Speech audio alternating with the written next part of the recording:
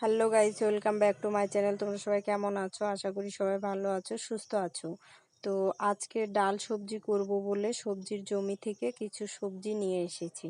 তো এদিকে লাউ শাক, লাউয়ের ডগা, লাউ, পাকা ডাঁটা শাক, ঝিঙে, পটল, আলু, এই সব কিছু এই যে এখন কেটে দিচ্ছি। তো শাকগুলো সুন্দর করে কেটে নিচ্ছি।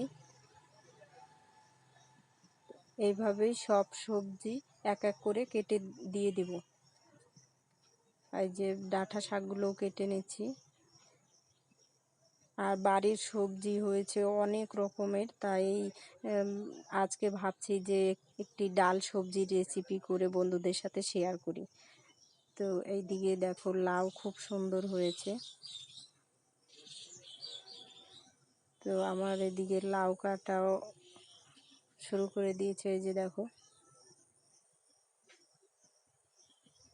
তো এই সব কিছু কেটে ধুয়ে রেডি করে নিয়ে চলে এসেছি এদিকে। ডাল সিদ্ধ হয়ে গেছে তো এখানে। তো এদিকে সব সবজি যে ধুয়ে দিয়ে দিচ্ছি।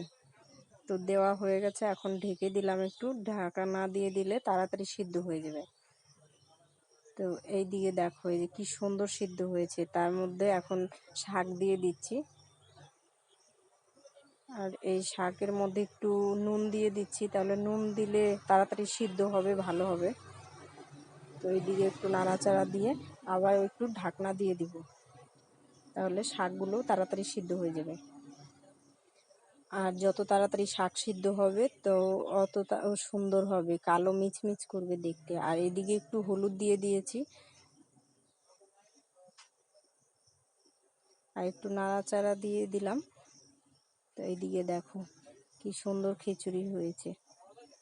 একটু আদা দিয়ে দিচ্ছি, তাহলে আদা দিলে আদার সেন্ট করবে, যেহেতু এর মধ্যে তেল ঝাল কিছুই দেওয়া নেই। সামান্য একটু নুন হলুদ দিয়ে আর এদিকে একটু বাড়ির মশলা দিয়ে দিলাম। তো এই হলো আমার ডাল সবজির রেসিপি। কেমন লাগলো কমেন্টে জানিও, আর ভালো লাগলে একটি লাইক করো, সাবস্ক্রাইব করে পাশে থেকো। আরও নতুন নতুন ভিডিও নিয়ে চলে আসবো তোমাদের সামনে। এখন এই পর্যন্তই, দেখা হবে নেক্সট ভিডিওতে। টাটা।